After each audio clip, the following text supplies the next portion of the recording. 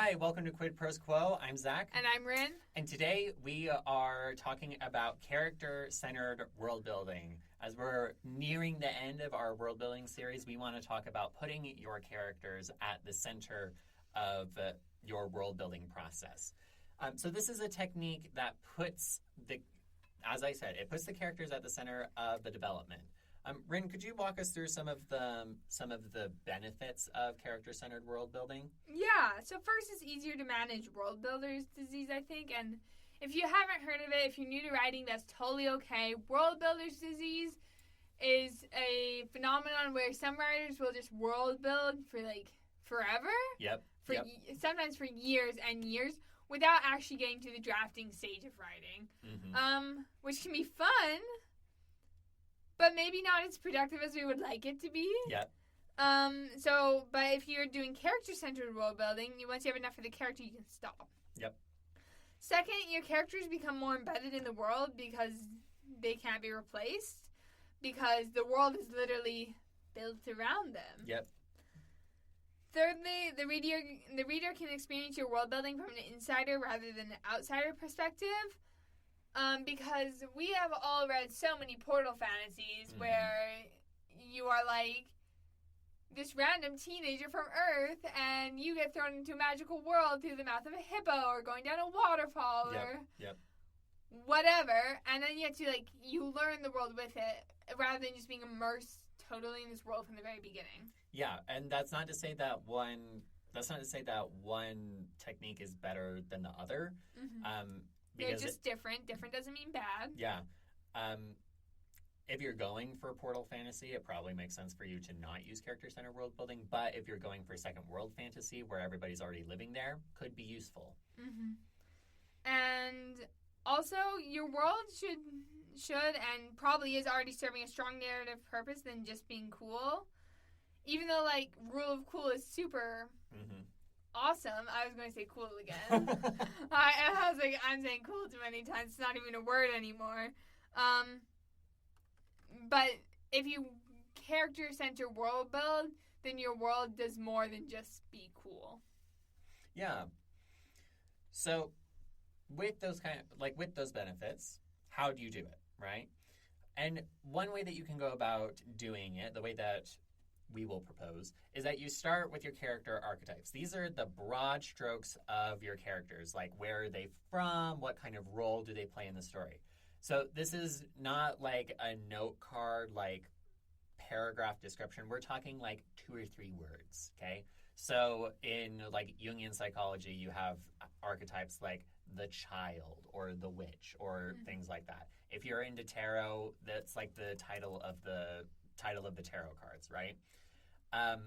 In the major arcana, just so you know. So these can be protagonists, side characters, they can be villains, but you just want the character archetypes for everybody that you're considering as you're building your world.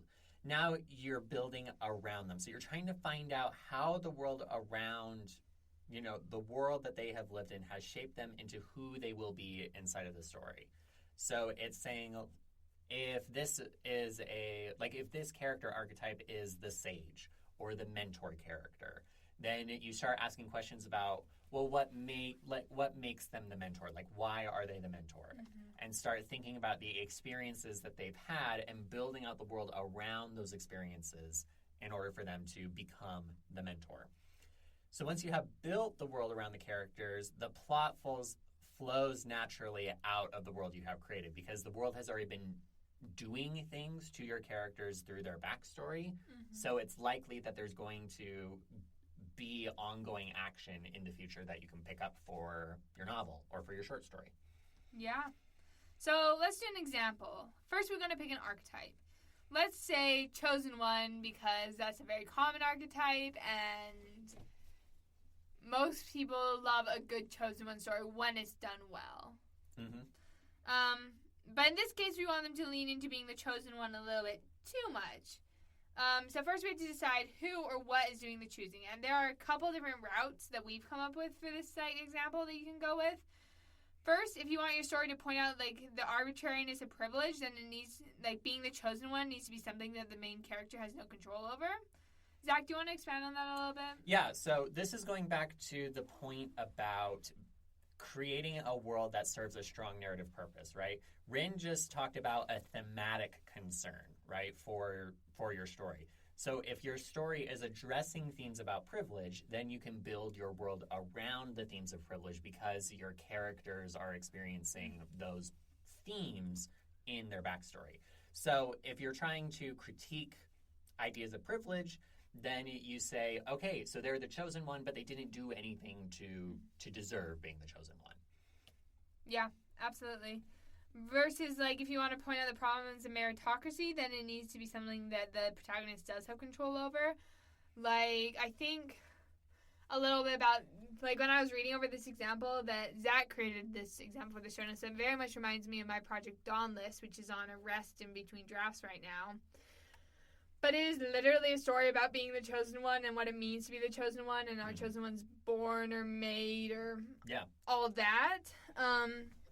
Where we have the chosen one, the Princess Aurora, Sleeping Beauty, where she's like, this is her whole identity, and then when she dies at the end of the first chapter, the world comes crashing down because everyone was also relying on her. And then you go through the whole story, and it's like, well, can we make a new chosen one? And, like, if we go to, like, this magical council of 7, like, will they make a new chosen one? Or is the chosen one something you choose to become if you take on the mantle of it? So, anyways, that's an example of character-centered world building. And I will note that maybe this episode is a revelation for you, as it is for me when Zach proposed it, because I've been, like, doing this all along. But I didn't realize there was a name for it. Yeah. So, yeah. Yeah, when I put this example together, I was thinking about the things that I've been reading about, and the kind of the ideas that have been popping up inside the nonfiction that I read, and thinking about how that applies to the fiction, because I like writing idea stories, like incorporating those ideas. And I'm the same way. Yeah, so after reading a book called The Tyranny of Merit by Michael Sandel, great book, highly recommend it.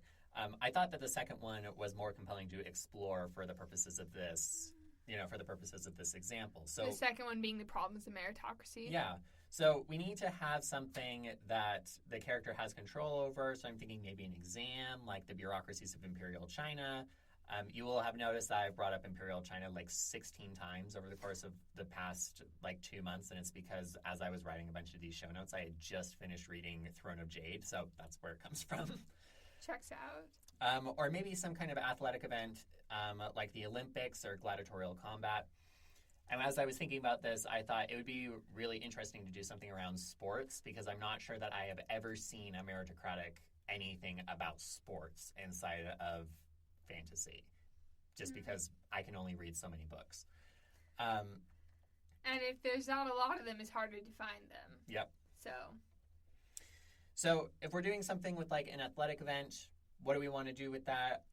I was thinking, it would be really interesting if this character needs to be a good sailor, like sailboats. And that the chosen one is somehow linked to being able to sail. So what kind of society needs a sailor? Why would a sailor be the chosen one? The society needs to be on an archipelago, needs to be an island nation, that sort of thing. But we need something a little bit more, right? And so I was thinking about a video game that I played not too long ago that caused me to have an existential dread spiral called Spiritfarer. Oh my god, I love Spiritfarer so much. I have played it through like 2 or 3 times. I cried to it every time. Gustavo sorry. I was not expecting you to say Spiritfarer for that. I'm so pleased that you did. So yeah, I was thinking about Spiritfarer and thinking, well, if there is some kind of netherworld or some kind of spirit realm or something that you have to sail through in order to get places, it would make sense for there to be a chosen one. So again, we're building the world around the character where we're saying, okay, chosen one, we have this, there's going to be this big sailing contest somewhere in the story, because we've already determined that it's going to be sailing. That's how they're going to prove that they're the chosen one. So you have that devious look. What is it? I have 3 comp titles for this already. So first one being Spiritfarer, obviously. Second one is very loose, but Mamma Mia 2. Okay. With, like, young Bill. Okay. Who is a sailboat person. Sailor. The third one is Moana. Okay, yeah. There you go. Coming to a bookstore near you in, like, 2026. You're going to do that fast? That's impressive. I'm just being facetious. I know. Other stuff I on was my also plate. being facetious. I have so much to do. I just came up with another story idea, and I'm like, this isn't going to be serious. I'm not going to. But then I've told like 8 people about it, And they're like, and oh they're my like, gosh, you that's have so to cool. write this. Yeah, right? Like, 3 of them are in my writing group. 2 or 3 of them are in my writing group.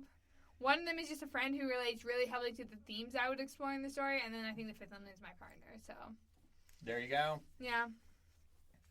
Anyways, sorry, you were talking. I've interrupted you twice. No. This. I mean, I feel like that gets to the point and helps illustrate what's going on with character-centered world building. Yeah. And it shows that you can very easily pull a plot out of the character-centered world building. So when you're going through, remember, you start with the archetype, and then you start asking questions around what is making them into this archetype, what are the conditions in the world that make it possible for them to be this archetype, as well as what things have happened to them, what sort of experiences have they had to bring about this archetype.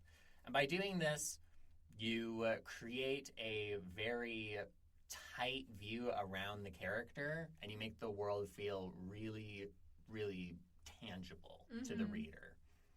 Yeah, that's awesome.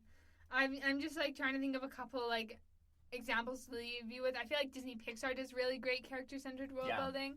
So if you want to go look at, because sometimes I feel like films can be easier to digest than books when you're looking for like a quick example of something. So if you're in a hurry and you have like only 2 hours to spare instead of like 10 hours to read a book, I'd recommend most of Disney Pixar stuff. Yeah. And some of the Disney Princess ones, like the newer ones, like Moana or Tangled. I guess Tangled's like 2010, so maybe not newer. But it's newer whatever. than 1937 with Snow Exactly. White. Exactly. But anyways, thank you so much for listening to Quid Pros Quo. We'll see you next week. Quid Pros Quo is hosted by DC Winters and CK Jensen. If you like this episode, be sure to leave us a rating. And if you'd like to contact us, you can email us at quidprosquo@gmail.com. For more episodes, check us out on Spotify, Apple Podcasts, or wherever else you get your podcasts.